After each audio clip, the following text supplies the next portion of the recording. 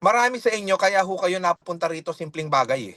Meron kang hinahanap na sagot sa buhay mo na hindi mo matagpuan na kung bakit napakaraming tao ang alam mong nakakakuha ng mga pangarap nila sa buhay, ba't parang sa'yo mailap? Ba't parang sa'yo hindi naman gumagana lahat ng mga prinsipyo ng mga successful na tao, mga nakaugalian nila, ina-apply mo naman siya sa buhay mo eh. But it seems nothing is actually working. Hindi ka maidala neto doon sa life na gusto mong buhay na, alam mo yon, bakit hindi ka makarating? Sabi doon sa title, sakripisyo. Ang dami ko nang sinakripisyo, Boss Ardiar. Baka mas marami pa akong sinakripisyo sa'yo eh. Nagpakalayo-layo ako sa pamilya ko para lang umangat-angat kami sa buhay. Nagtatrabaho ako 10 hours, 12 hours a day para lang sa pangarap ko. Nagtatry akong magnegosyo kung ano-ano nang pinasok kong networking, direct selling, nagtinda na ako ng kahit ano.